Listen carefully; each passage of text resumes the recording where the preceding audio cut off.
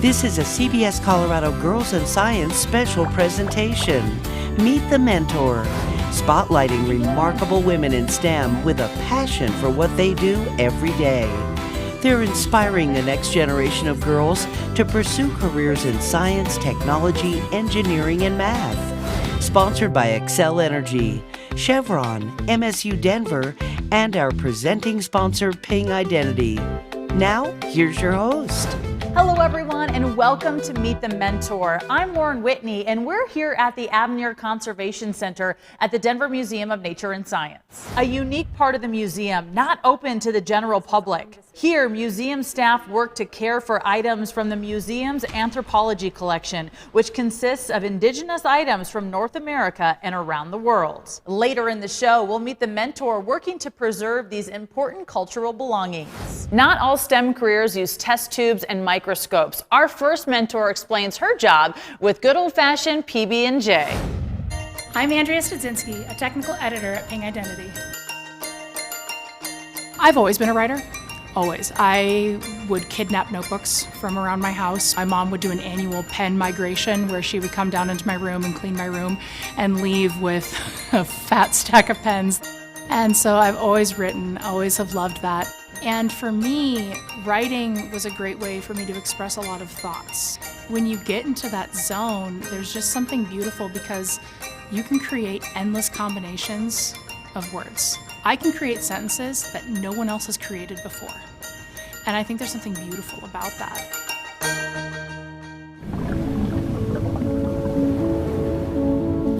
When I was in the 6th grade, I really wanted to be a SeaWorld dolphin trainer. And so looked into, well, what's involved with that? Well, that's marine biology. And so I kind of carried that forward for a little bit. And then moving into high school, I ended up in AP and honors science classes, and that led into genetics. And so for a little while, I thought I might go into genetic research and pursue something with that, and ended up discovering that while I love science, I don't necessarily want to do science. I want to talk about the science or write about the science. So that led me more into more of the scientific writing aspect. I ended up teaching high school English for a bit, and then an opportunity came up at Ping to be a technical content editor, and that's where I'm at now. So technical writing is the process about writing about something that is technical. So this could be writing procedures and steps for how to do an overarching task. If you're going to use your phone comes with an instruction booklet. If you're going to do anything that involves technology, they need to have clear step-by-step instructions that teach them how to do those things.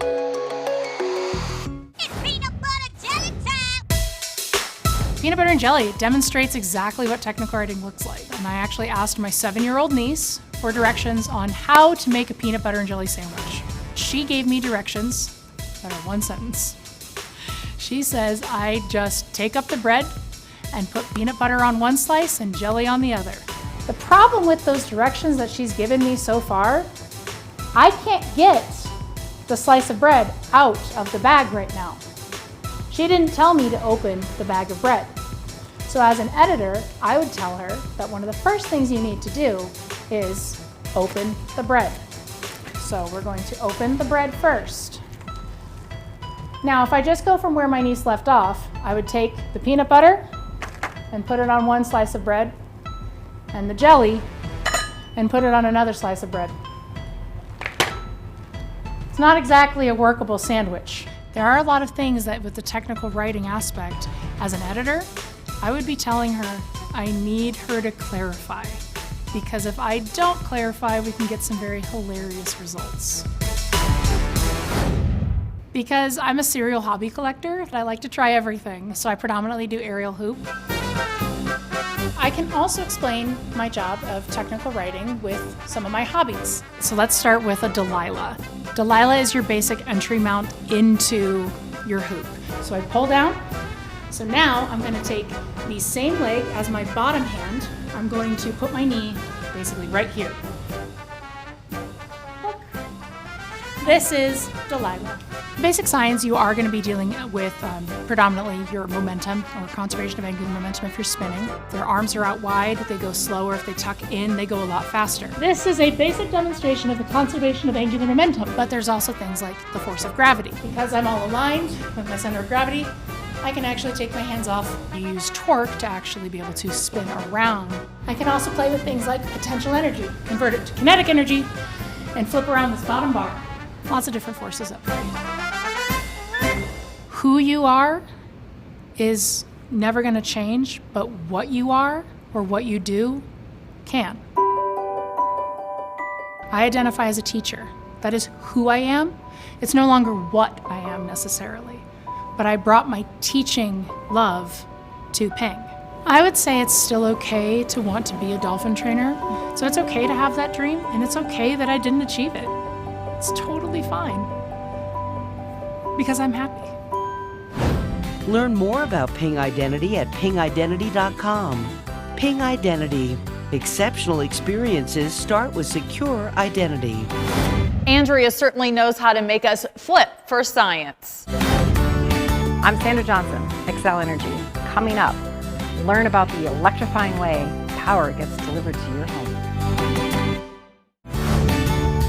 Welcome back. Our next mentor works right here in the Avenir Conservation Center at the Denver Museum of Nature and Science, studying and preserving fascinating objects of the past. No, she doesn't use a time machine. She uses STEM.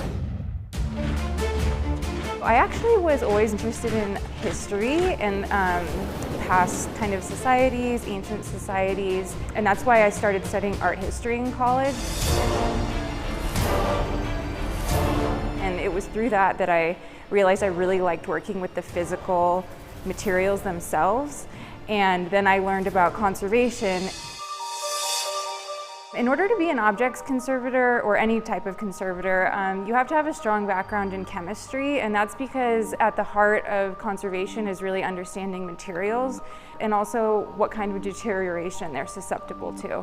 Being an objects conservator can involve all sorts of things, from hands-on repair of artifacts and cultural items to close study. So I look at things a lot under the microscope, and then we also use different analytical equipment to try and understand what kinds of materials things are made out of and what kinds of deterioration we're seeing.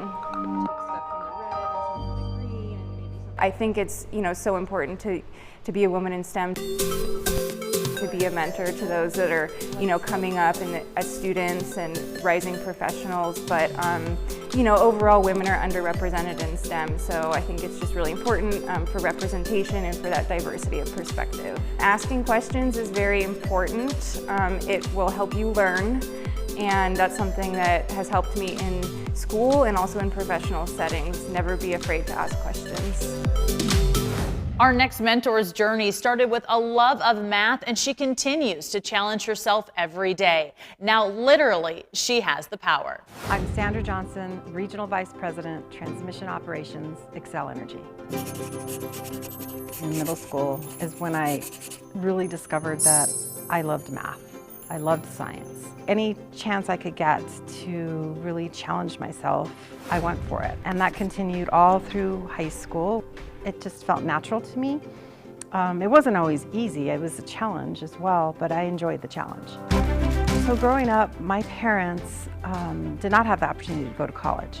So they instilled in me and my siblings from a very young age that we would go to college. They always told us, study hard, work hard, and you'll achieve your dreams. When I went to college, I thought I would study business. And so I did do that. And then I eventually went back to what I think my true calling was in engineering, and I never looked back. I knew without a doubt I would be working in a power utility. All right guys, we got a task today of changing out an insulator. I loved it. I loved being around everybody who works with power. It's a great career. Currently in this role, I am responsible for the entire transmission grid in the state of Colorado.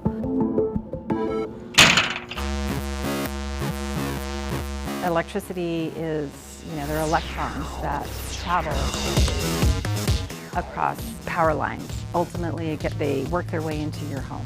Whatever the fuel source is, it then creates the electricity through a rotating device. It then has to be moved across long distances. And in order to move large amounts of power across long distances, it has to go through what we call a substation, where we step up the voltage, and then it travels. And so I like to think about it a lot like our highway system. Think about those big roads. They're designed for a large volume of cars. And then eventually you have to exit off that because now you're getting closer to your home. So that exit is almost like a substation because you're now moving down from something really big to something smaller. And that's not designed for as many cars. And so that's kind of like our distribution system. And eventually then you turn off when you're coming into your home, and that power has been then, the voltage has been reduced yet again, and now it can safely enter into your home. If you're at your house and you have a wood pole outside your house and you look up, you'll see this canister looking device. That's a transformer. And that's, again, reducing the power so that it can enter into your home to be consumed. This is I would say, the heart and the brains of the entire control center. So our job here is to ensure that we keep the lights on. So we are monitoring the power that's delivered across our state, from as far west as Grand Junction, all the way to the eastern plains of our system. One of the things that's always been important to me is, how do I help others get to where they want to go? I've been part of an organization called CHIC-TEC for a number of years, and what CHIC-TEC does is we provide science and technology programs to students around the Denver metro area because we want to show young women that there's all kinds of technology careers out there. You don't have to become an engineer, you don't have to become an astronaut. You can become a technologist. Ask questions, keep learning, keep being challenged. Don't be afraid of making a mistake. I think we all make mistakes, and that's where you learn the most. I think that's the key to everything, is keep trying. And it's okay to be wrong, and it's okay to be wrong the second time and the third time, and ask for help. And eventually, things start to click into place. Learn more about Xcel Energy and careers in energy at xcelenergy.com. This is how the future is made. Thanks, Sandra, for that great advice. And if you want to know more about CHIC-TEC, visit chictech.org. Hi, I'm Dr. April Hill with MSU Denver. Coming up, we're going to figure out how we can use chemistry to solve crimes. Science has taken our next mentor out of this world, and now she's teaching students how to fight crime using forensic chemistry. I'm Dr. April Hill, Professor of Chemistry and Director of Criminalistics at MSU Denver. When I was really young, the first thing I remember is I read this book about Eugenie Clark. She was a marine biologist, and she would swim with sharks, and she discovered that they sleep in caves. And I saw this illustration of her scuba diving in this cave full of sharks, and I was just like, wow, right? Like, what an amazing person. And so I really got into marine biology. But then when I was in high school, I became obsessed with the X-Files. And Agent Scully was just like a huge inspiration. So that's where I sort of got the interest in chemistry and forensics. I took chemistry and advanced chemistry, and I just felt like it was fairly easy for me. I mean, chemistry's not easy, but it just clicked for me. In graduate school, I joined a group where we were working on developing methods for testing water for spaceflight. So astronauts who spend 6 months to a couple of years on the International Space Station have to have safe water to drink. And so we developed a technique. It's called colorimetric solid phase extraction, but basically you can pass a water sample through a little membrane, and that membrane will change colors based on what you're looking for. And so once we developed those techniques, we had to prove that they would work without gravity. And so that was why we got to fly on the Vomit Comet, and it was amazing. That works. So I teach a bunch of classes here, and in forensic chemistry, I teach them how to apply those techniques that they learn in analytical to things that are related to forensics, like arson analysis. Dr. April Hill is the forensic chemist. So typically if a fire starts, obviously the fire department is called, they will come and extinguish the fire, and then it becomes a question of how did the fire start. If they suspect that it was arson, which means that a person started the fire on purpose, then they will often check for what we call accelerants. So accelerants are things like gasoline, lighter fluid, anything that you would pour on a sample to help it burn. And so typically if there has been a case of arson, there will be some kind of accelerant present. When there's a case of suspected arson, typically someone will use a fuel to start the fire. So we have to simulate those conditions in the lab if we want to develop techniques that work well for investigating those cases.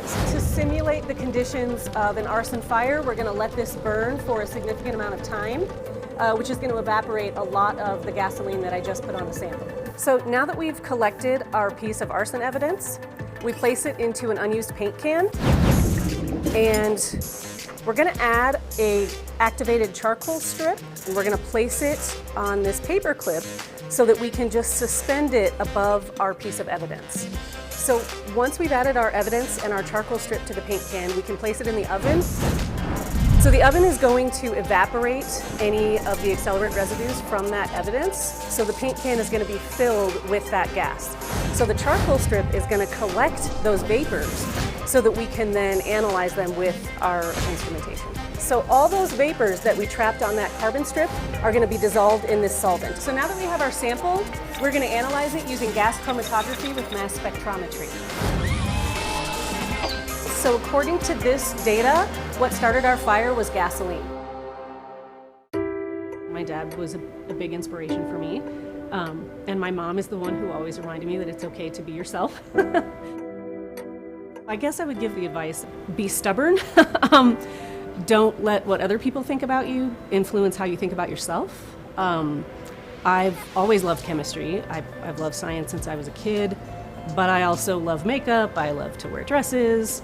I'm what you might call a girly girl, but I still love science. And I know there are some people who don't think those two things really go together, but I just don't care. Don't give up when you fail. I know girls tend to be really hard on themselves when they fail. There's a lot of research in that says if they're not immediately good, they think it's not meant for them. And so that's something that I want to make sure everyone knows, that you can always try again, and it might turn out better than you ever thought. Learn more about Metropolitan State University of Denver and its 90-plus majors, 10 graduate programs, and custom degree options at msudenver.edu. MSU Denver. Changemakers wanted. Thanks, Dr. Hill. Always be yourself no matter what anyone else thinks. I'm Morgan with Chevron. As the saying goes, it's a dirty job, but someone's got to do it. But that's not really true with oil and gas. Coming up, I'll show you how we safely get that oil and gas out of the ground and keep our environment clean. If you like playing with blocks, it could be an indication that you might be an engineer, like our next mentor. She credits her success to always being curious. I'm Morgan Stein, Facilities Engineering Advisor for Chevron.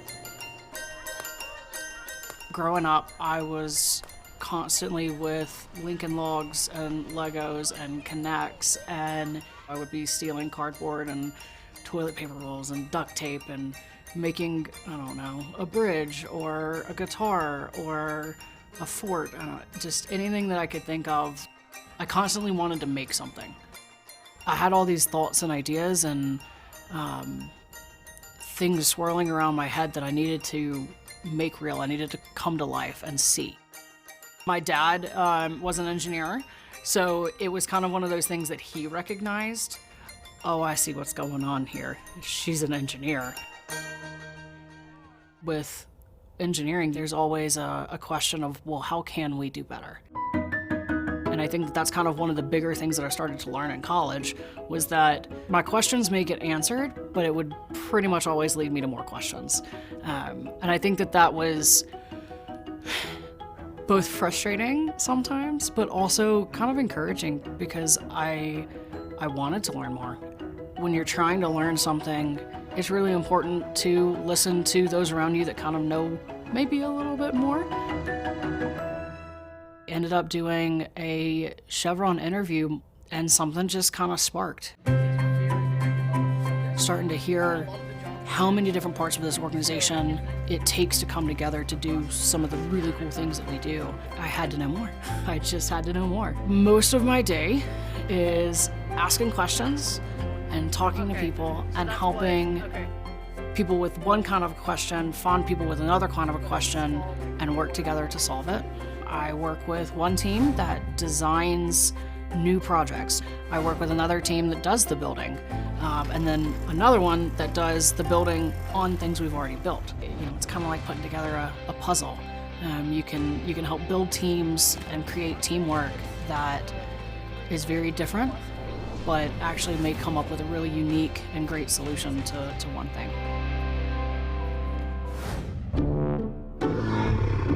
So oil kind of started from the dinosaurs. And what we are able to do is we are able to suck it out of the ground, kind of like a really souped up straw, super powered straw. And then we take it and we clean it up, and we are able to turn it into all kinds of different energy to use to power cars or airplanes, big boats.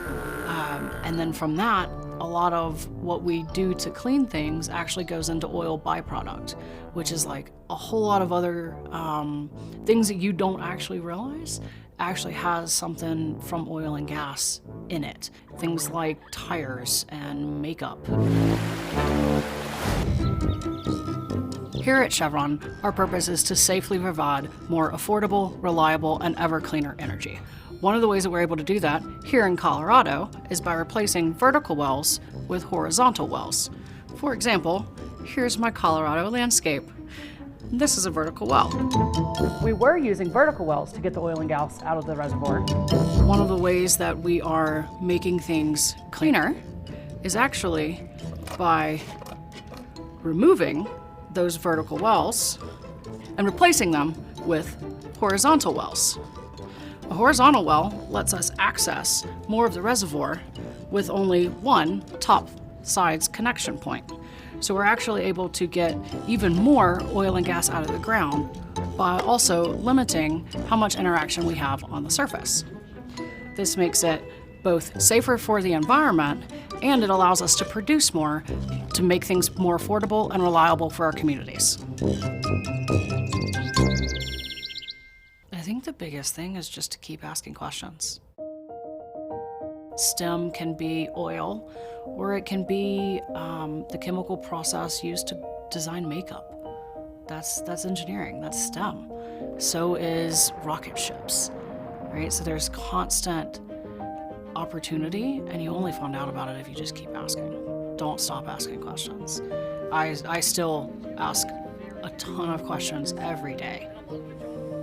It's a STEM thing, I think. Learn more at colorado.chevron.com, the human energy company. There's always something more to learn. Thanks, Morgan. I love Girls in Science.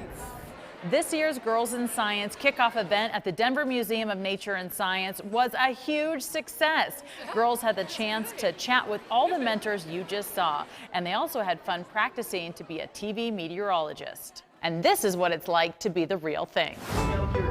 I love that there are two parts of this job. One is that every day is different, what we're talking about. So we talk about the weather because every day is so different. We have snow, then we have wind, and then it'll be sunny again, and it all melts. So every day is something different that you talk about, but there is a structure to the day. So we know we go on air every day at 4, 5, and 6, and 10 p.m. So there's a deadline. So that part of the day is very much the same every day, but then I get to talk about something different every day. So I like that I have a good balance of, some fun and then also some structure as well. It's so fun to connect with these girls. They ask such great questions. I love meeting the different age ranges because you have little girls who come to teenagers, and the wide array of questions you get and getting to connect one-on-one with these kids is just incredible. I think anyone who's interested in a science career, math, technology, whatever it is, be super curious. It's amazing the knowledge that is at your fingertips these days. So if you're interested in something, get online, find someone who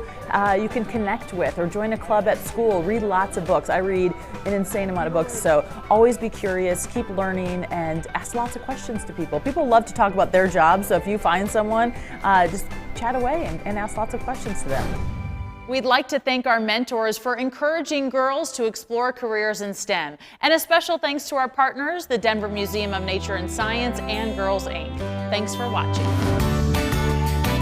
This Girls in Science special presentation, Meet the Mentor, has been brought to you by CBS Colorado, sponsored by Excel Energy, Chevron, MSU Denver, and presented by Ping Identity. To learn more about this year's Girls in Science program, visit cbscolorado.com/girlsinscience.